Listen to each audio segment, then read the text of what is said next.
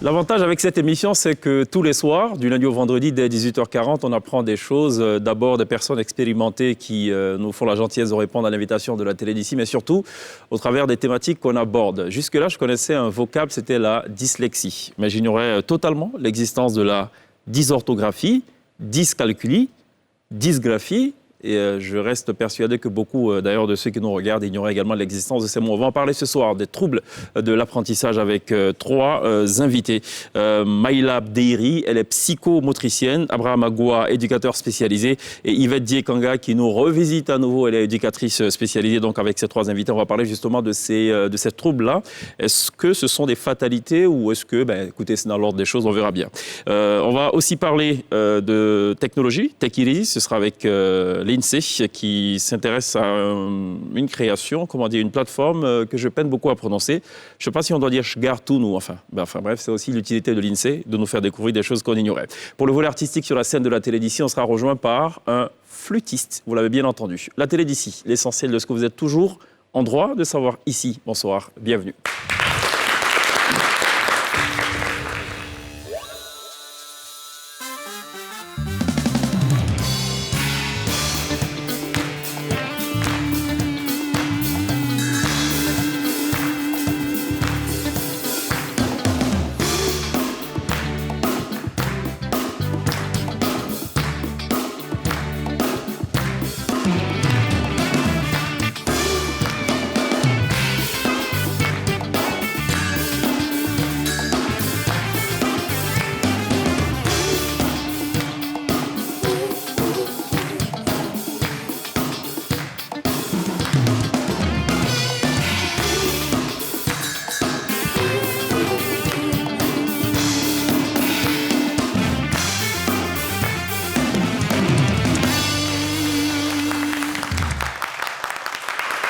Vous faites toujours très bien de nous rejoindre dans la télé d'ici pour parler de choses qui vous intéressent forcément. Ce soir, on a choisi de parler des troubles de l'apprentissage. Même si on n'est pas personnellement visé par cela, on connaît forcément un proche ou un membre de la famille ou bref, une connaissance qui en souffre forcément. Est-ce qu'il est d'ailleurs approprié de parler de souffrance? Enfin, je vais poser la question à mes trois invités.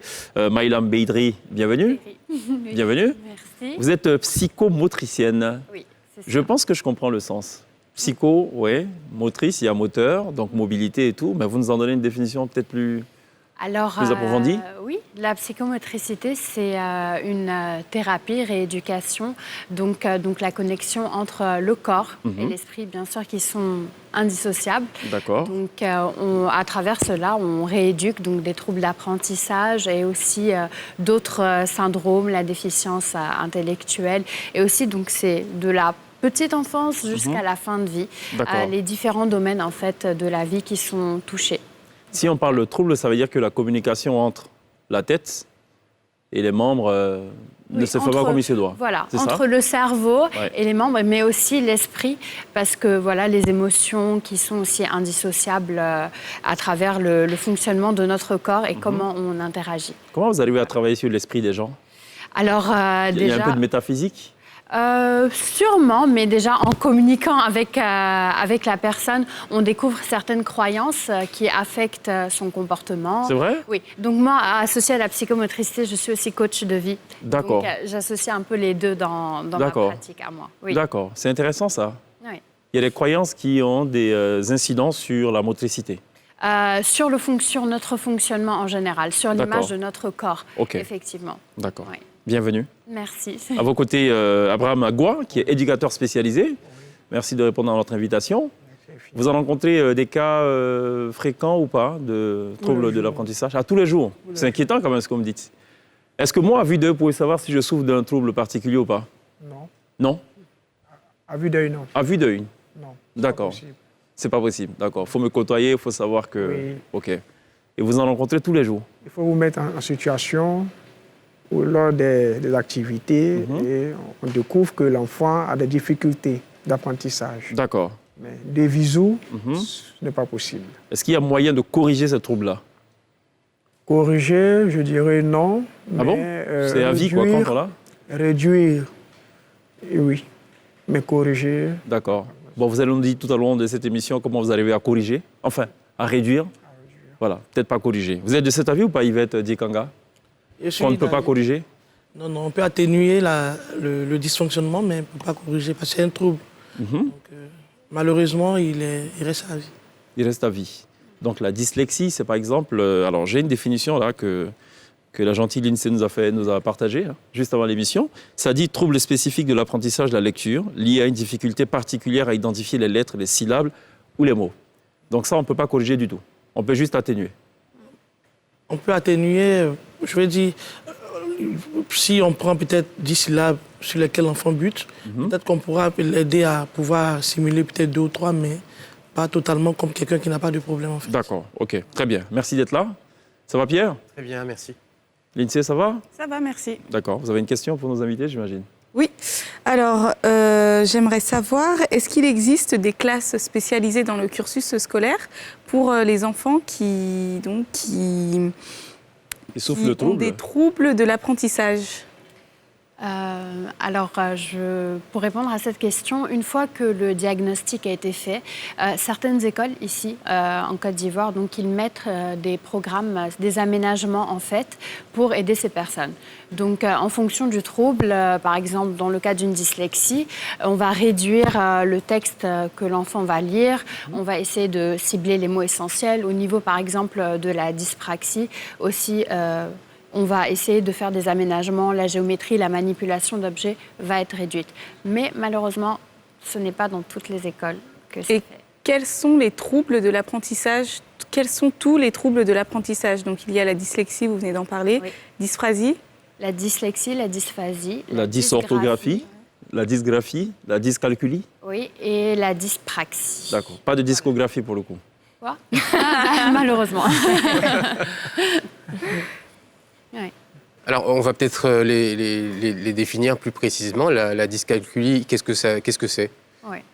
Donc, vous voulez... Enfin, je ne sais pas qui va répondre à la question. La mais- dyscalculie. Ça dépend d'eux. Ok. Allez-y. C'est une causerie, rassurez-vous. D'accord. Hein? Dyscalculie, Voilà. c'est un trouble. Ici, l'enfant est en panne de calcul. Pas de calcul. Oui. Ça veut dire quoi? Il a tellement calculé dans sa vie qu'à un moment donné, il n'a plus de calcul à faire ou... C'est-à-dire que cet enfant Ouais. a des difficultés, par exemple, à disposer les colonnes pour un calcul donné. OK. Cet enfant aura des difficultés même de calcul mental simple. Attendez, quand qu'on n'arrive pas à trouver la solution à une multiplication ou à une division, ça n'a absolument rien à voir avec le fait de pouvoir faire des colonnes et tout. C'est bien cela, hein? Oui. On ne parle pas de la même chose. Non. Non, parce qu'on peut être bien portant et être nul en mathématiques, ça ne veut pas pour autant dire qu'on souffre de Non, troubles ça n'a particuliers. rien à voir. Par Ok. exemple, si Un on dit 2 enfant plus 2 qui a la- et que l'enfant ne sache pas répondre 4, c'est ça? C'est pas La ça, dyscalculie? justement. Alors, Non, en fait, il faut d'abord dire qu'il faudrait que l'enfant soit dit normal, il n'ait pas de trouble, qu'il ait tous ses sens vraiment bien portants, qu'il soit fréquent. Parce que quelqu'un qui ne vient pas de façon fréquente à l'école, peut-être le jour qu'on faisait le 2 plus 2 n'était pas là, c'est clair qu'il ne va pas connaître le Absolument. résultat. Donc, il faudrait qu'il soit fréquent. Voilà. Et lorsqu'on voit que quelqu'un qui est assidu à l'école, qui a toutes ses facultés, qui entend, qui voit normalement, qui n'a pas de problème, a toujours ces problèmes-là de façon répétée. Et ça interpelle généralement l'enseignant qui fait appel aux parents. Donc, lorsque le parent est informé, on les oriente vers des spécialistes qui vont, après des examens, voir que vraiment il y a un problème au niveau du cerveau. D'accord. Donc, c'est à partir de ce moment-là qu'ils vont diagnostiquer l'enfant, peut-être dire qu'il a un problème de dyscalculie, tout ça. Donc, OK. sinon, au vu d'œil comme ça, on ne peut pas dire qu'il a... D'accord. Alors, pour permettre à nos téléspectateurs de bien comprendre ce dont on parle, on va y aller, je pense, pathologie par pathologie. D'accord. Ce sera plus simple. Donc là, on est sur la dyscalculie, qui est la difficulté, je vais lire la petite définition que j'ai reçue, trouble spécifique du calcul ou plus largement de l'arithmétique ou des mathématiques. C'est ça. D'accord. Là, on en a une idée plus claire. Vous voulez peut-être préciser quelque chose, alors, Maïla? moi, ce que je vous propose déjà, c'est que il faudrait comprendre exactement ce que c'est le trouble d'apprentissage, C'est ça. comment il est diagnostiqué, et après rentrer dans les détails. Donc, savoir, parce que là, on dit, voilà, un problème au niveau du cerveau, on va se dire, OK, si on fait une IRM, un scanner, est-ce qu'on va avoir quelque chose? Bah, pas forcément. D'accord. Donc, expliquer déjà, c'est quoi le trouble d'apprentissage? Donc, c'est un enfant, ce sont des enfants qui ont une intelligence normale. C'est ce qui fait encore plus, qui rend encore plus difficile la chose, parce que on les voit, ils sont bien dans certains domaines et on dit, bon, ils font exprès, ils n'ont pas envie, ils sont turbulents, ils ne veulent pas se concentrer. On les chicote, pour certains. Oui, très souvent. Et bon, ils ont aussi des humiliations ou bien des étiquettes, donc qui sont agitées, qui n'écoutent pas, alors que ce n'est pas du tout le cas. D'accord. Donc, on va prendre un peu l'exemple du cerveau, je vais vous le dire en bref. Donc, on a l'hémisphère gauche qui va... on retrouve l'aire du langage, de l'orthographe et de la lecture. On a l'hémisphère droit pour tout ce qui est orientation dans l'espace, la motricité fine, la coordination des gestes, et le cortex frontal qui va aller plus sur l'attention, la concentration et la résolution de problèmes. L'inhibition par rapport des enfants, on peut retrouver certains enfants qui n'attendent pas et qui répondent directement. Donc ils n'ont pas cette capacité au niveau d'attendre, de se donner un certain temps avant de donner la bonne réponse.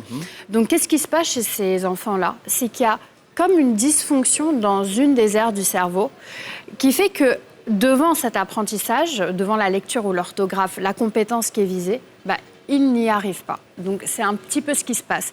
Et on ne peut pas parler de trouble d'apprentissage tant qu'on n'a pas éliminé un trouble sensoriel, c'est-à-dire est-ce qu'il y a une surdité, est-ce qu'au niveau donc, de la vue, il y a un problème. Donc les enfants qui mettent des lunettes, ils peuvent avoir un trouble d'apprentissage. Donc on parle plutôt de troubles vraiment au niveau visuel, qui sont en train de jouer dessus.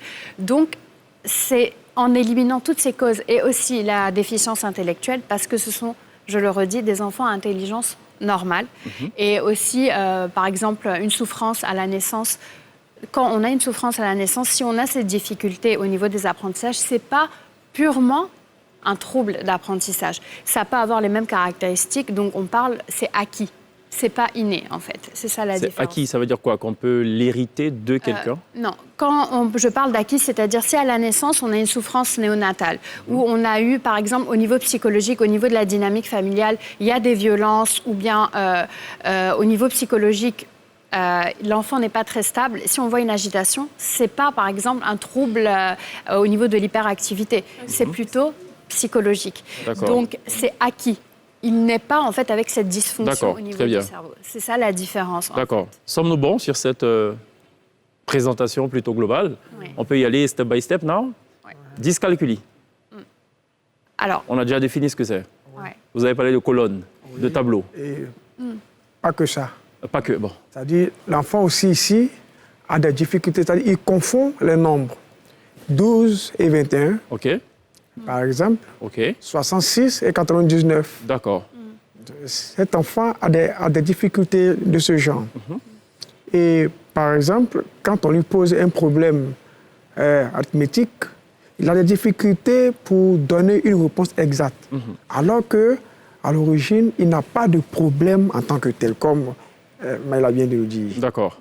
Alors là, qu'est-ce qu'on fait là, dans ce cas? Comment? Quelqu'un qui ne s'est pas fait la part entre 66 et 99, entre 12 et 21. Il n'y a pas que ça. En fait, dans la dyscalculie, par exemple, 2 plus 3 et 3 plus 2, ce n'est pas la même chose pour un enfant qui a une dyscalculie. D'accord. Il n'arrive pas à comprendre. En fait, la compréhension même du nombre, elle est compliquée. Donc, c'est la logico-mathématique, en fait. Tout ce qui va rentrer dans de la logique, il va avoir des difficultés. Quand on va lui mettre un problème, il ne pourra pas choisir qu'est-ce qu'il faut. Donc, la soustraction, la multiplication. Tout ce qui va rentrer dans la logique, il ne va pas pouvoir le comprendre. Et ce n'est pas qu'il fait exprès. On peut travailler la notion avec lui dès qu'on va changer les chiffres. D'accord. Donc, ça veut dire quoi, en gros? Ça veut dire que tout ce qui va... On ne peut pas y remédier? Si. Maintenant, on donne des stratégies à l'enfant avec des couleurs, avec l'usage, par exemple, de la calculatrice pour éviter, en fait, qu'il rentre dans tout ça avec vraiment tout ce qui va être dans le repérage et la compréhension. Par exemple, les tableaux centaines, dizaines, unités. On va utiliser des codes couleurs, on va utiliser... D'accord, mais les codes couleurs, vous les utilisez à bas âge, c'est sympa, ça marche très bien. Quand on est adulte, fonctionner avec des couleurs, c'est pas très évident. C'est sûr. Disons qu'on va vous regarder bizarrement. Oui, mais justement, ce qu'on va faire, c'est qu'une personne qui va être dyscalculique, on va généralement pas la trouver dans un métier de comptable. D'accord. Voilà. Ce genre de personnes vont plutôt se diriger vers quelque chose qui ne va pas rentrer dans tout ce qui va être dans les calculs. Et au niveau de la maison, c'est la femme ou bien la personne qui n'est pas atteinte qui va gérer les dépenses. Les dépenses, OK. Est-ce qu'on est bon sur la dyscalculie? Vous pensez qu'on a tout dit? Oui, c'est bon. Parfait, d'accord. Next step. Alors, dysgraphie. Oui. La dysgraphie, voilà, c'est le choix de l'INSEE, appuyé par Pierre. D'accord, donc à ce niveau déjà, il faut dire que les enfants qui sont dysgraphiques, ce sont les enfants qui ont des problèmes au niveau de l'écriture, la formation des lettres. Donc ils peinent à écrire, à pouvoir faire écrire par exemple A. Et lorsqu'ils essaient, ils arrivent, c'est illisible, on n'arrive même pas à voir. Comme les écritures des médecins un peu. Ah ben, je sais ce que j'allais dire. Les médecins souffriraient-ils de dysgraphie? Non, oui, non, oui, oui, non. Ce que je veux... Non. Non, Pas la même chose. Et en fait, ils vont vite à cause du nombre de clients ou de patients. Ok, vous avez Et perdu, vous êtes ici- avocat. Alors. Ici, un enfant Défendez-les. dysgraphique, d'abord, cela relève du thème du graphisme, qui est l'ensemble des activités qu'on pourrait proposer à un enfant sur soit le dessin, les courbes, les traits verticaux ou horizontaux. Cet enfant a donc des difficultés à écrire manuellement. Voilà. Donc il a des difficultés et quand à l'école on lui demande d'écrire quelque chose par la formation de ses lettres, tout cela, ou de la coordination de certaines lettres, il a des difficultés. Est-ce que vous êtes en train de nous dire que tous les camarades d'école qu'on a eus qui n'écrivaient pas bien, donc il y avait généralement 0,5 sur 5 en dictée, souffrent de dysgraphie? En écriture, À l'écriture, oui. Alors, parce qu'il y a une différence. En écriture. Donc, En l'écriture, enfin, nous on l'appelait à l'écriture, non, c'était noté de 0 à 5. Oui, c'était alors, écriture. si dans c'est le- au Voilà, niveau- écrit sur les cahiers d'oublignes et tout. Alors, si c'est au niveau de la présentation, Ouais. peut-être, mais il faut, bien sûr, comme dans les troubles d'apprentissage, on ne pose pas un diagnostic comme ça. Donc, D'accord. Au niveau Non, ça, de- ça me rassure, c'est simplement Ouais. pour ma propre gouverne. mais très sûrement, parce que la Ouais. dysgraphie, ça touche autant la qualité que la vitesse de l'écriture. Et chez les personnes atteintes de dysgraphie, vous voyez, quand nous, on commence à apprendre à écrire, au début, on est lent, on prend du temps. Mais à un moment, on a cet automatisme-là, donc on commence à écrire vite. C'est ça. Et dans le cas d'une dysgraphie, c'est comme si, en fait, chaque jour, ils étaient en train de décoder, d'apprendre à écrire. Donc, tant au niveau de leur énergie, ces enfants donnent beaucoup d'énergie quand ils sont en train d'écrire. Et après, quand on dit une consigne et tout, diviser cette attention, c'est pas forcément évident. Il n'y a pas D'accord. d'automatisme à leur niveau. Voilà. Et eux, ils doivent tous les jours, je pense, remercier Bill Gates, pour être l'un des fondateurs, notamment de l'informatique. Ah bah ça, sûrement. Ça règle le problème, C'est ça. on est d'accord? Oui, Ok, d'accord. Sinon, qu'est-ce qu'on fait? Donc, c'est l'apprentissage en permanence, c'est bien ça? ouais, exactement. Ok, il faut un suivi. Ok. Quand on n'est plus enfant et qu'on est adulte, on est livré à soi-même. Ouais, exactement. Maintenant, au niveau, par exemple, du bac et du brevet, où les épreuves, il faut pouvoir lire ce qui est écrit. Ces enfants-là, ils se retrouvent vraiment. C'est très bien de parler de bac et des brevets, mais comment ça se passe alors quand ces enfants sont à l'examen? Comment ça se passe? Alors, ça dépend des écoles. Oui. Les écoles, il y a beaucoup d'écoles qui font des aménagements une fois que le bilan et le diagnostic est posé. Donc, il y a peut-être quelqu'un qui pourra venir assister l'enfant. Il faut déjà le poser, ce diagnostic. Ouais. Je ne suis pas certain que pour 99% des élèves de Côte d'Ivoire, ce diagnostic soit posé. Ouais. Première chose. Donc alors, qu'est-ce qui se passe? Ils compétissent au même titre que tout le monde? Malheureusement, oui. À part ceux qui sont dans les écoles où ils sont suivis, ils sont accompagnés par des auxiliaires de vie sociale, les AVS. D'accord. Les écoles publiques, il n'y a pas d'AVS avec eux. Ok. Donc, ils vont à l'examen et on se retrouve avec des copies où on voit à la dictée.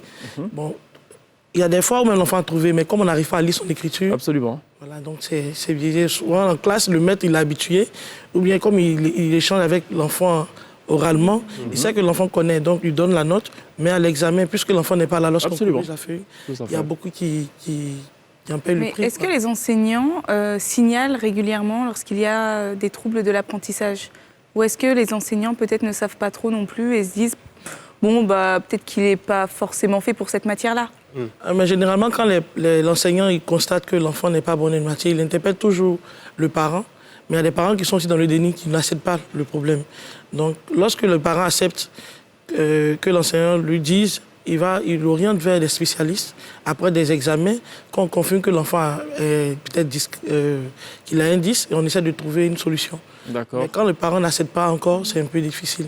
Donc c'est le rôle des Ça, c'est parents. une façon gentille de dire quand les parents chicotent. Parce que ceux qui n'acceptent pas, ils chicotent. J'ai dit, voilà, mon enfant Souvent, travaille ils pas disent bien. qu'il faut exprès. Alors Finalement, que... à quel moment on arrive à peser, à se dire mon enfant n'est pas bon, tout simplement, ou à se dire il a un problème? Quand est-ce qu'on fait le lien? Sincèrement, il n'y a pas qu'au niveau des parents, il y a aussi beaucoup au niveau des enseignants, que je ne blâme pas, bien sûr, mais on se retrouve au niveau des enseignants qui disent, par exemple, chez des enfants qui ont des troubles, copie très sale, ne veut pas faire d'efforts, et inattentif, ces enfants, ils sont pas... ils le font pas exprès. Et les enseignants aussi, moi, je retrouve des enfants que je suis qui sont, par exemple, dans certaines écoles où ils ne prennent pas en considération et les enseignants ne sont pas formés à dépister, au moins à repérer ces signes. Donc l'enfant, automatiquement, on a une étiquette. Donc parfois, ce n'est pas forcément les parents, c'est aussi les enseignants. Il y a un petit peu au niveau des deux. Et il y a des signes, comme vous étiez en train de poser la question, il y a des signes précurseurs qui nous permettent de voir si l'enfant il suit un apprentissage normal ou il rentre dans des difficultés. D'accord. Mais plus au niveau, par exemple, de la dyslexie, c'est au niveau de 8 ans où on peut confirmer un diagnostic parce que c'est à cet âge-là que on a l'automatisation en fait de la lecture. Maintenant, là, il y a des signes, comme on dit, on peut commencer dès le plus bas âge à repérer, mais... Abraham qui voulait... Oui, je voulais réagir parce qu'en fait, meurt d'envie de en Côte réagir. d'Ivoire ici, malheureusement, ce sont les éducateurs spécialisés qui, par cette formation, peuvent facilement détecter. Est-ce qu'il y en a beaucoup d'éducateurs spécialisés? Malheureusement pas. Parce qu'au CAFOP, bon, pas pour blâmer moi. Oui, allez-y. Hein. En fait, vous y êtes déjà. Un instituteur qui voit un enfant à une copie sale ou qui écrit mal n'a pas ce flair-là pour dire ou peut-être que l'enfant a une dysorthographie. D'accord. Contrairement à un éducateur spécialisé, déjà, cela va attirer son attention pour dire, mais s'il écrit de la sorte, peut-être que cet enfant a une difficulté. Et donc, facilement, il saura convaincre les parents, de sorte qu'un spécialiste puisse faire un diagnostic. Alors, j'ai une question très étrange. Est-ce qu'il faut, si on pense avoir des éducateurs spécialisés d'un côté, est-ce qu'il faudrait aussi des établissements spécialisés? Non. Non. Sinon, il n'y a plus de socialisation. On est d'accord. Il ne doit pas avoir d'école dédiée à ceux qui souffrent éventuellement de troubles d'apprentissage, non? Pour les troubles d'apprentissage, pas forcément. Oui, parce que... Après, pour les autres troubles, parce que vous savez, quand on se retrouve avec un enfant qui a un trouble d'apprentissage, moi, ce que j'entends souvent des enseignants, c'est que, OK, j'ai 30 élèves, je dois lui faire ses adaptations à lui. Il est plus lent, par exemple, donc on demande un tiers de temps supplémentaire, ou bien de lui refaire sa copie, ou bien il faut quelqu'un qui vienne et qui lui explique. Les enseignants, ils n'y arrivent pas forcément non plus.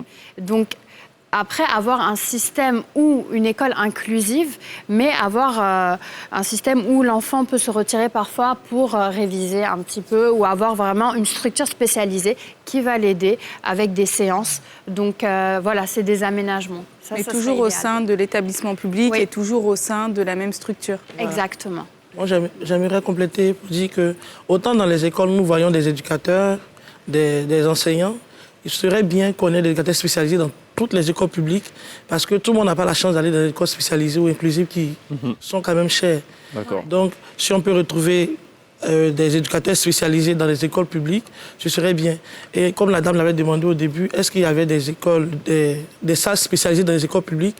Autant il y a le CP1, le CP2 jusqu'au CM2, autant il doit y avoir forcément une salle, comme elle a dit, pour faire les révisions. Oui, moi je suis d'accord avec l'idée de révision, mais pour les cours en présentiel, catégoriser de la sorte... Non, ils font les cours avec les enfants qui n'ont pas de soucis. Idée, à mon avis. Et lorsque l'enseignant constate qu'il y a une anomalie, il peut faire appel déjà à l'éducateur spécialisé pour venir vérifier. Et après, maintenant, faire Maïla, vous voulez réagir par rapport à, par rapport à ce que j'ai dit, moi? Exactement. Pour quelle raison vous pensez que ce ne serait pas une très bonne idée? Non, mais parce que je dis mettre d'un côté des enfants qui, a priori, souffrent de troubles d'apprentissage et de l'autre côté des enfants dits normaux, c'est déjà un problème en soi, de mon point de vue. Oui, mais il va peut-être avoir des difficultés à comprendre et à passer. Mais c'est pour cela que l'idée d'une révision après, donc d'extra time, si on peut le dire ainsi...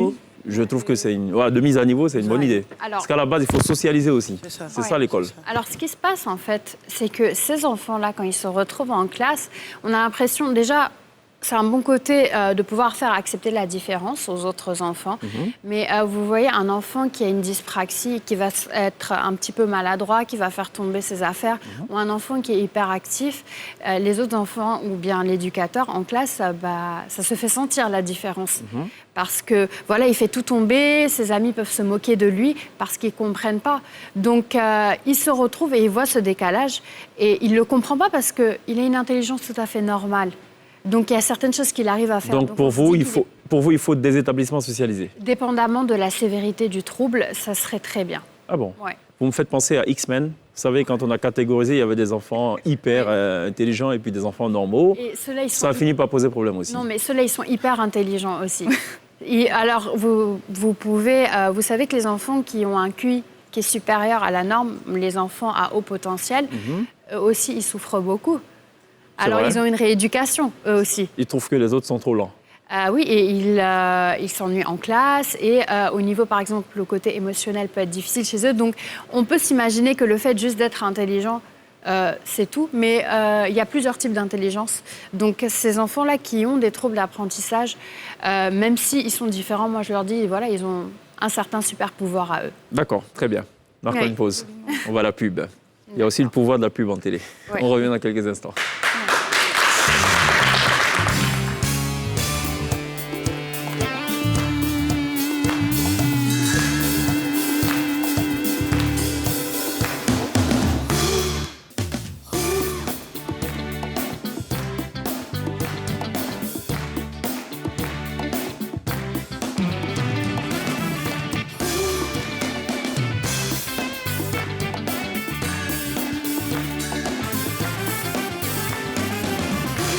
Toujours très bien de nous rejoindre dans la télé d'ici sur NCI, la nouvelle chaîne ivoirienne. Ce soir, on parle des troubles de l'apprentissage avec Maïla Deiri, elle est psychomotricienne, Abraham Agua, éducateur spécialisé, et Yvette Diekanga, éducatrice spécialisée également pour sa part.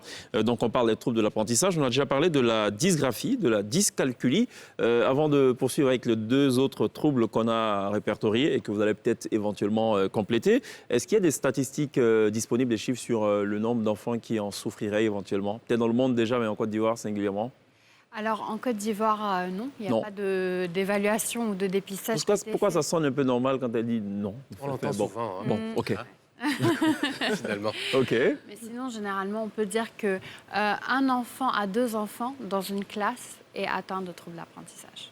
Ah bon? Ouais. Un enfant à 2 enfants. Oui, par classe. Pour le coup, je pense qu'on est logé à une meilleure enseigne parce qu'ici, on a parfois des classes où il y a 80, 100 élèves. Donc, s'il n'y a que 2, c'est bon. Ailleurs, dans une classe de 25, 2, ouais, c'est énorme. D'accord, ok. Bon, on a parlé de dyscalculie. Ok, on a bien compris. Dysorthographie. On en a parlé également pas? Non. Alors, je rappelle la définition. Trouble sévère et durable de l'apprentissage de l'orthographe. Ouais. Alors, par rapport déjà à la dysgraphie, à la dysorthographie et à la dyslexie, ces 3 troubles peuvent venir généralement ensemble. Parce que quelqu'un qui a des difficultés au niveau de la lecture, s'il fait des fautes d'orthographe, on n'a pas forcément à s'étonner. Oui, C'est on assez est d'accord. lié. Donc, jusque-là, dysorthographie et dyslexie, ok, d'accord. Ok. Et la dysgraphie? Après aussi, on retrouve des enfants qui sont dyslexiques et aussi qui ont des difficultés au niveau de l'écriture. Donc, vu qu'ils n'arrivent pas à décoder forcément ce qu'ils sont en train d'écrire, ça joue aussi sur Donc en fait, un l'écriture. premier trouble peut en entraîner d'autres. En fait. Ah oui, Ils arrivent ensemble. Pas obligatoirement, oui. Mais D'accord. on a souvent des comorbidités, donc plusieurs troubles. Abraham? Généralement, oui. En ce qui concerne la dysorthographie, l'enfant dysorthographique a du mal à photographier, par exemple, un mot. Il voit cadeau comme gâteau. D'accord. C'est-à-dire il photographie mal le mot. Ou quand il veut écrire un mot, par exemple le mot forêt, il va écrire forêt et le maître va beau le chicoter. Oui. L'enfant va écrire ce que sa mémoire, je veux dire, a enregistré. D'accord. C'est ça la difficulté. Ok. Et donc un maître qui a enseigné, qui est habitué au vocable 10, c'est que, attention, cet enfant doit avoir un problème. Alors, vous avez cité tout à l'heure le CAFOP, c'est quand même là-bas qu'on forme donc les instituteurs.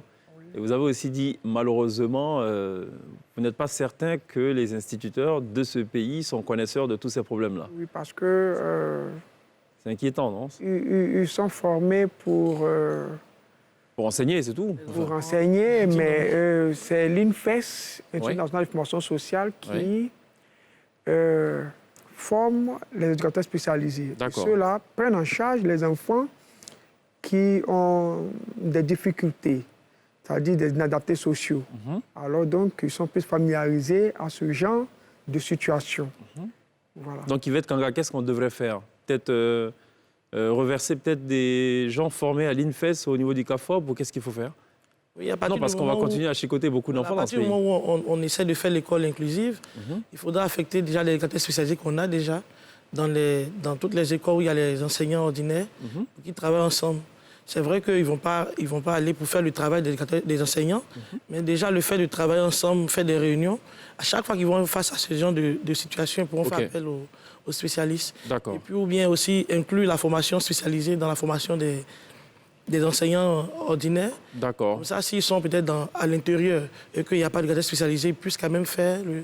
D'accord, donc peut-être intégrer un module éducation Voilà, spécialisée. par exemple. Voilà, oh, d'accord, ok. Pierre, vous avez une question par rapport Combien ça peut prendre de temps pour réduire le trouble d'un enfant? Alors, dépendamment, déjà, donc chaque enfant, qu'il ait un trouble d'apprentissage ou pas, est assez différent, il a ses particularités. Donc, ça dépend de la sévérité du trouble et ça dépend aussi de l'association des troubles. Parce qu'on peut avoir un enfant qui a plusieurs troubles d'apprentissage. Un peut être modéré, l'autre peut être sévère. Donc, en fonction de cela et en fonction aussi de l'âge à laquelle ça a été dépisté. Parce que le cerveau, automatiquement, plus c'est pris tôt, plus il est malléable, on peut réguler les apprentissages et lui donner des stratégies pour pallier à ça. Donc, c'est des troubles qui durent donc toute la vie et ça dépend vraiment de comment c'est pris en charge et de la sévérité. Quand on parle de prise en charge, on le dit toujours, le rôle des parents est central. Mais du coup, quels conseils vous pouvez prodiguer aux parents, justement, pour peut-être pas régler la situation, on va le dire, mais bon, déjà apporter une sorte de première solution? Donc déjà prendre conscience, déjà. Et, Imaginons que les parents ont pris conscience, ok. Quel est le next step? Next step, c'est d'aller voir vers qui on peut se diriger, donc aller voir des spécialistes pour faire un dépistage, donc des bilans orthophoniques, psychologiques, psychomoteurs, aussi au niveau de l'éducation spécialisée. D'accord. Et après, nous, automatiquement, on redirige, donc on dit si c'est plutôt une dyslexie et qu'il n'y a pas trop d'impact au niveau de l'écriture, on va diriger peut-être vers un orthophoniste et aussi un éducateur spécialisé qui vont travailler ensemble. Et on élimine tout ce qui peut être une cause, donc au niveau de la vue, au niveau de l'audition. Donc on fait tous les examens nécessaires. Et une fois que le diagnostic il a été posé, et bien sûr on met au début des hypothèses, parce que tant qu'il n'y a pas une rééducation, ça peut être que des difficultés d'apprentissage. Donc il y a cette différence. Okay. La difficulté d'apprentissage, elle et disparaît. le trouble, c'est pareil. Et C'est le pas pareil. trouble, il ne disparaît pas. Donc, une fois que c'est fait, on va donner aux parents donc, des adaptations, comment se comporter avec l'enfant à la maison. Parce qu'il ne fait pas exprès, s'il ne fait pas ses devoirs, si on lui dit de copier ça et qu'il n'écoute pas, il ne le fait pas exprès. Au niveau, par exemple, du TDAH, trouble déficitaire de l'attention avec hyperactivité, donc, ce n'est pas qu'il ne vous écoute pas parce qu'il ne veut pas vous écouter, c'est qu'il a des difficultés par rapport à ça. Donc, il faut essayer de l'accepter. Aussi, essayer d'être empathique avec soi-même parce que le parent qui apprend ça, ce n'est pas forcément facile pour lui déjà de comprendre ce que c'est, mais se dire, OK, mon enfant a cette particularité-là, je vais l'accepter. C'est un moyen aussi pour moi d'apprendre autre chose. Et voilà, donc vraiment être dans l'acceptation et faire du mieux possible pour pouvoir aider cet enfant pour ne pas qu'il arrive au stade de détester les apprentissages qu'on retrouve très souvent. Yvette Kanga qui voulait dire quelque chose? Je veux dire qu'il faudra aussi donner les moyens aux parents de pouvoir accompagner l'enfant à la maison. Parce que, par exemple, quand on prend le cas de l'apprentissage, l'écriture du A, par exemple, l'éducateur spécialisé, de par sa formation, ne va pas écrire le A comme un enseignant ordinaire. Il va peut-être utiliser les couleurs, comme elle a dit tout à l'heure, faire le rond avec le rouge, le pied avec le jaune, le faire pour montrer les différentes parties à l'enfant. Donc, c'est vrai qu'à l'école, on fait ça. Il faudrait qu'on montre aussi aux parents pour qu'il y ait un suivi à la maison. Parce que là, par exemple, l'année dernière, il y a eu cette pandémie de coronavirus qui continue. Ça fait qu'il y a des enfants qui sont restés... Tout le monde est resté à la maison, on avait fermé les écoles. Donc l'enfant qui avait commencé peut-être à être rééduqué à ce niveau, qui reste à la maison, il n'y a pas de suivi avec les parents. Il perd tous les acquis. Voilà, il perd les acquis. Donc il faudra aussi montrer aux parents comment prendre l'enfant en charge. Tout ça. Abraham? Moi, je voudrais simplement ajouter pour dire que généralement, chez nous, en éducation spécialisée, nous disons toujours aux parents que le meilleur partenaire, c'est la famille. Parce que l'éducateur spécialisé peut proposer des activités à l'enfant, l'aider, mais si à la maison, le parent n'accepte pas cette difficulté que l'enfant a ou ces troubles que l'enfant a, le parent ne fera rien. Et donc, ça sera toujours un perpétuel recommencement. D'accord. Excusez-moi de sourire, mais plus on avance dans cette émission, plus je réalise combien d'enfants ont été chicotés à tort. Pour rien.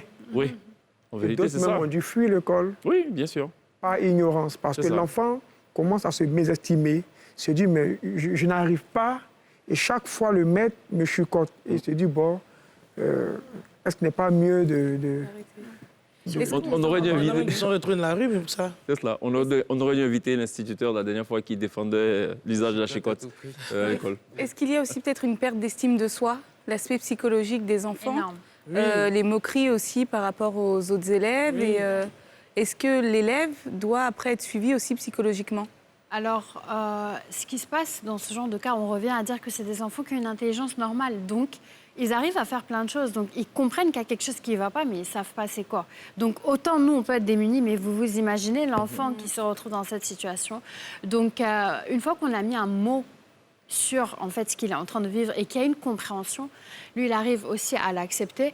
Et par exemple, moi de mon côté en psychomotricité, je leur dis que voilà, c'est un super pouvoir et après ils ont d'autres capacités et on travaille tout cet aspect-là. Et après voilà, ça, juste le fait d'accepter la situation, vous pouvez remarquer chez ces enfants donc qu'ils ont un regain de confiance en eux et qu'ils vont à l'école avec plus de force. Et s'il y a des moqueries, ils arrivent à gérer cela. Donc, oui. Vous venez de parler justement qu'il fallait mettre un mot, mais avant de mettre un mot, il faut faire un diagnostic. Ça coûte cher. Ouais. En termes de coûts, comment les familles qui n'ont pas beaucoup de moyens peuvent aller voir justement une psychomotricienne ou un éducateur spécialisé? Est-ce qu'il y a des aides de l'État? Alors, à ce niveau, on n'a pas d'aide de l'État. Et souvent, j'ai certains patients qui me demandent est-ce que les assurances prennent ça en charge. Donc, pour le moment, encore, la psychomotricité, ce n'est pas pris par les assurances. Et ce qu'on essaye de faire déjà, c'est la première étape qui est la plus importante, c'est la sensibilisation. Donc, une fois que les enseignants sont sensibilisés, que les parents ils sont sensibilisés, déjà, ils peuvent commencer à ne pas mettre des étiquettes sur cet enfant, commencer à se poser cette question-là. Et après, par la suite, justement, on est en train d'essayer de faire des formations ici. Déjà, on n'est pas nombreux, donc on est en train de faire plusieurs formations pour justement avoir de nouveaux orthophonistes et bientôt, je l'espère, de nouveaux psychomotriciens pour pouvoir justement aider le plus de personnes possible et vraiment avec l'aide bien sûr de certains organismes pouvoir fournir un dépistage et une prise en charge. Est-ce que les troubles peuvent être causés par un accident? Imaginez un accident de la circulation ou je sais pas un choc particulier. Est-ce que alors les troubles, comme les troubles spécifiques des apprentissages, c'est inné. Donc, une fois que ça devient acquis, on peut avoir des troubles, mais ce ne sera pas des troubles spécifiques au niveau des apprentissages. D'accord. Mais ça peut, quand on va l'observer, ça va être la même chose, mais c'est ça la différence. Pour enchérir, par exemple, ça c'est, en ce qui concerne les troubles innés, ça c'est par exemple la dysphasie, où l'enfant a vraiment des difficultés de langage. Et donc cela aussi agit sur son apprentissage à l'école. Là, on est avec, malheureusement. C'était un trouble structurel, on est avec. Et l'année passée, nous avons eu une situation comme ça où l'enfant n'arrivait pas à écrire un mot, le même mot, et le maître a effacé et a écrit le mot en grand caractère. L'enfant a écrit le même mot avec encore des erreurs, mais le maître a chicoté l'enfant. Et quand nous avons appris, nous sommes venus et Nous avons dit au maître que la chicotte brise les os, mais pas les défauts. Vous voyez, c'est parce que... Redites ça, c'est très joli ça. La Oui, chicotte. bon, ça c'est une citation de Oui, mais c'est Amadou Ampateba. C'est ça, c'est ça. La chicotte brise les os, Oui. mais pas les défauts. D'accord. Le maître devait chercher à savoir pourquoi est-ce que l'enfant écrit ce même mot avec tant d'erreurs. S'il avait été informé ou formé, il saura tout de suite que l'enfant a un problème. D'accord. Voici ce que je voulais dire. Très bien, ok. On a parlé de dyslexie également, hein. On est bon? Est-ce qu'il y a d'autres troubles qu'on n'a pas cités? La dyspraxie. Là? La dyspraxie. D'accord, qu'est-ce que c'est la dyspraxie? Alors, c'est un trouble au niveau de la coordination des mouvements. Donc, par exemple, Ok. aujourd'hui, si je vous dis de prendre ce verre, c'est très simple, vous allez le prendre. Chez un enfant qui a une... Donc ça s'appelle une praxie. Donc ça devient des automatismes. Donc chez les enfants ou les personnes qui ont une dyspraxie, le fait d'exécuter, de coordonner des mouvements pour atteindre un but, c'est difficile. Donc dès qu'il y a un changement, où on a l'impression qu'ils ne comprennent pas ce qu'on leur dit, mais c'est que l'exécution du geste ne se fait pas de manière automatique. Donc, C'est quoi? Il y a un retard, il y a un décalage? en fait, c'est la dysfonction, donc la communication, on va dire, donc, du cerveau jusqu'aux membres, va être déficitaire. Et pourtant, l'enfant n'a pas de problème au niveau moteur pur. Ouais. Donc, il peut manipuler ses doigts, mais c'est le fait donc, de lui dire de faire certaines choses qu'il ne va pas pouvoir. Et l'écriture, par exemple, c'est une praxie. Donc, tous les enfants dyspraxiques sont dysgraphiques. Parce que tout ce qui est graphie, c'est des praxies. Comment je vais coordonner, comment je vais faire D'accord. l'écriture. Abraham, vous avez une autre praxie? Aussi 10, la on va nous rajouter. dysarthrie. Pardon? La dysarthrie, La dysarthrie. oui, qui est aussi un trouble de l'articulation. Ok.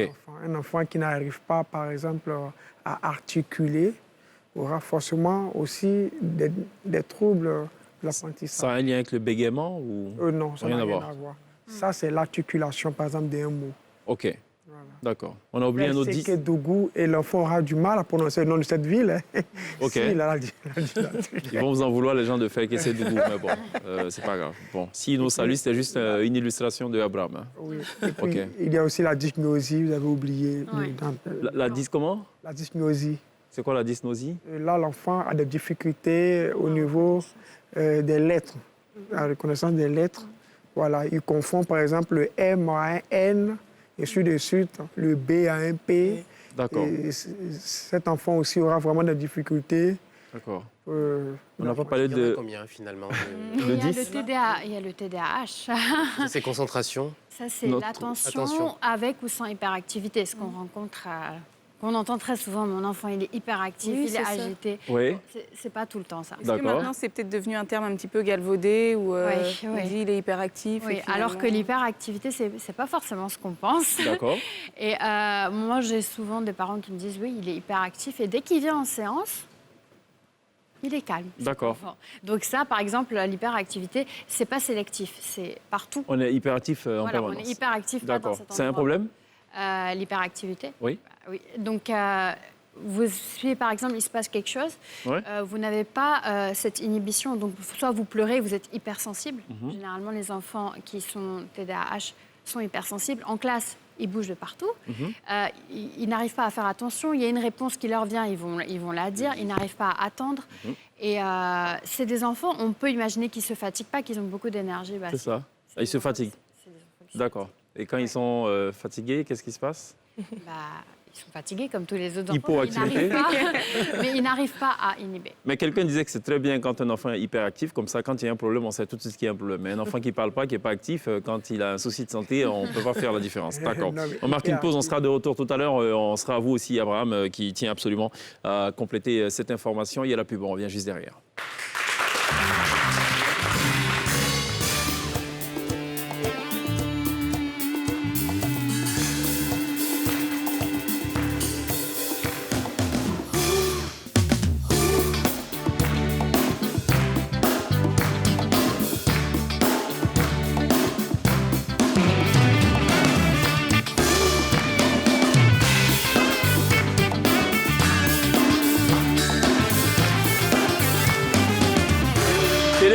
ce soir dans la télé d'ici, les troubles de l'apprentissage avec nos invités. On va y revenir dans quelques instants. Juste le temps de se tourner vers l'INSEE pour la rubrique Tech Kirizi. Elle s'intéresse ce soir à une plateforme en ligne. Jingle.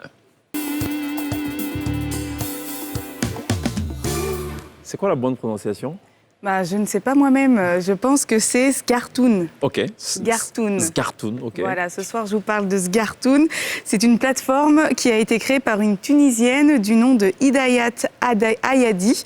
Et Scartoon est une plateforme en ligne consacrée à l'éducation d'enfants souffrant de troubles de l'apprentissage, justement. Elle cible particulièrement les enfants de 4 à 11 ans qui sont atteints de dyslexie, une maladie caractérisée, on en parlait tout au long de l'émission, par des difficultés à reconnaître ou à reproduire le langage écrit.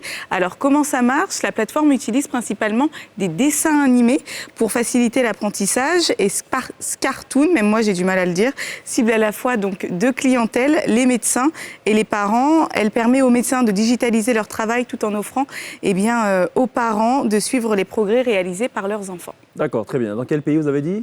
En Tunisie. En Tunisie, donc ça doit être Scartoon, un GH qui est avalé donc dans la gorge. C'est disponible partout dans le monde. Oh, oui, bien sûr, d'accord. Merci l'INSEE pour... Alors, Yvette Tanga, est-ce que ce genre d'outils, vous les utilisez dans le cadre de l'éducation spécialisée? Oui, avec les enfants, c'est plus beaucoup de couleurs, les dessins animés, les comptines, donc on utilise beaucoup ça. D'accord. Avant la pub, Abraham souhaitait dire quelque chose par rapport à la longue liste, très exhaustive d'ailleurs, des 10 qu'on avait... Non, l'hyperactivité. Non, sur l'hyperactivité. C'était juste pour ajouter, pour dire qu'un enfant hyperactif n'est pas cet enfant naturel-là qui est actif. L'autre, il est hyperactif, alors que un enfant normal est actif, donc d'accord, donc la même chose. Le hyper pose un problème, quoi. Lui, il a un problème. D'accord, on n'a pas parlé de daltonisme. Ça rentre pas dans les troubles. Ça rentre pas dedans, hein? Ça rentre pas dans les troubles, mais là, Pourquoi ça n'entre pas? Parce qu'on a quand même du mal, on confond certaines couleurs ou on a du mal daltonien, il confond juste deux couleurs. Oui. Voilà, mais vous dites qu'il confond juste, c'est pas, ça, oui, c'est un problème déjà de confondre. Oui, mais je veux dire que cela n'altère pas sur son apprentissage. D'accord. Voilà. On va conclure cette entrevue, très amicale d'ailleurs. Je vais vous poser une question. Vous avez en face de vous un père qui est passé maître dans chicoter son enfant. Vous lui dites quoi? Alors, moi, j'essaye de mon côté à lui de l'écouter, de comprendre. Écouter le père ou... Bah oui, okay. C'est lui qui va... Qui chicote. Qui chicote, donc oui, je peux rien dire pour le moment à l'enfant. Bien sûr, il y aura une communication avec l'enfant. D'accord. Mais déjà, essayer de comprendre pourquoi il fait ça, sans le culpabiliser, parce que s'il fait ça, c'est les moyens qu'il a eus avec lui. Pour pour éduquer son enfant. Donc, c'est vraiment essayer de comprendre le besoin qu'il a et de faire comprendre la situation dans laquelle se trouve l'enfant et d'essayer de trouver avec lui des stratégies qui vont lui permettre de répondre justement à ce qu'il souhaite faire. Donc, quand il le fait, c'est pour éduquer son enfant. Il n'y a aucun papa qui veut faire vraiment du mal. D'accord. Et une fois qu'on frappe, et les neurosciences affectives et sociales montrent que le fait de frapper son enfant réduit les capacités d'apprentissage. Donc, c'est contre-productif. Très bien. Abraham Agua? Pour moi, ce n'est pas frapper qui est un problème. Frapper, mais pourquoi frapper? OK. Voilà, c'est la question. Nous vous posons... OK, voilà, OK, d'accord. Pourquoi? Il dit non, mais tout ce que je t'apprends depuis là, ça passe pas. Je t'ai tout dit. Donc, je frappe. C'est ça. Alors, mais, ça fait une semaine, on essaie la même opération, tu te trompes tous les jours. À ce niveau, je vais d'abord poser la question à l'enfant. Le frapper. Oui. D'abord. Mais pourquoi est-ce qu'on te frappe? La même question. Oui. Je vais voir le raisonnement de l'enfant. D'accord. Parce que c'est important. Un enfant qui a conscience qu'on le frappe parce qu'il a fait une faute, alors il apprend mieux.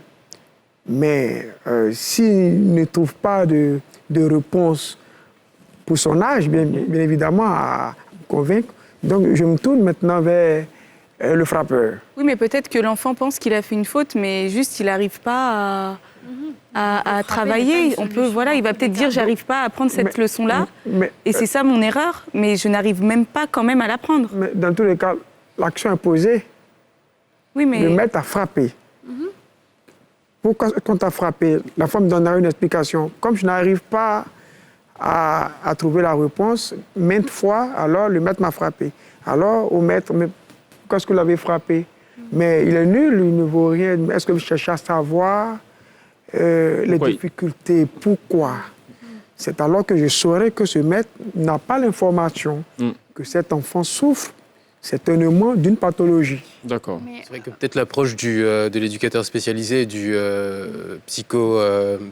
motricien n'est peut-être pas la même en fait. Oui, mais pour moi, dans une généralité totale, le fait de frapper un enfant ou une personne, tout simplement, il n'y a pas de raison.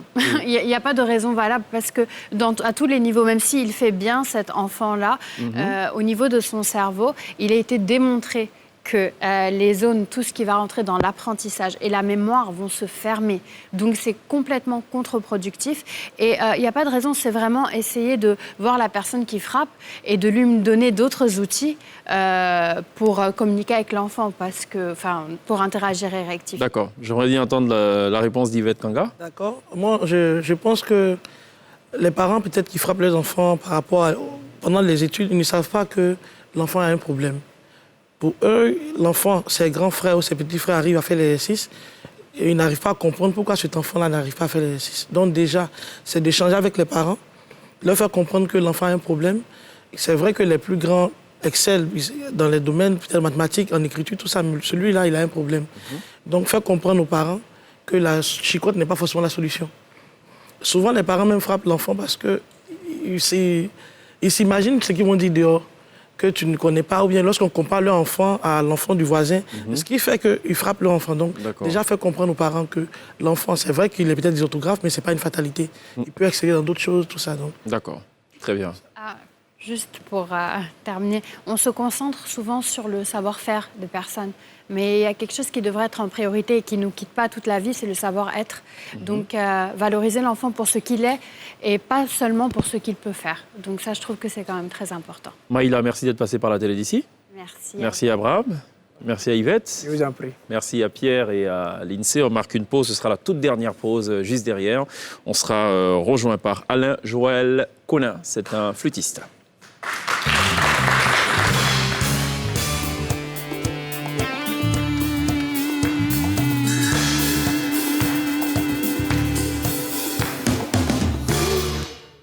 Ce sera tout pour la télé d'ici. On va évidemment remercier le chaleureux public qui nous vient donc de Vridi Canal et qui nous aura accompagnés tout au long de cette émission. Merci d'avoir été avec nous tout au long de cette émission. On vous invite donc à aller à la découverte d'un musicien militaire. C'est un flûtiste qui appartient à l'orchestre de la garde républicaine. Et c'est d'ailleurs là-bas qu'il a fait ses premières armes dans la musique. Récemment diplômé du conservatoire d'Hector Berlioz à Versailles en France. Il est tombé en amour de cet instrument, dit-il, en raison du timbre spécial, mais surtout du fait que c'est un instrument de charme. Et il ambitionne d'être un grand concertiste ce soir. Il est live sur la scène de la télé d'ici. Je vous prie d'accueillir le sergent-chef Alain Joël Conin. À demain. Take care.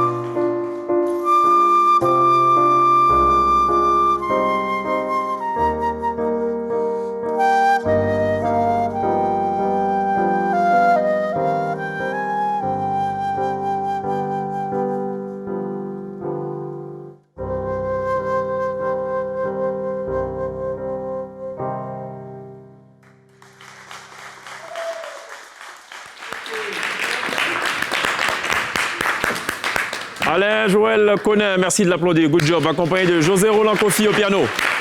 Bravo.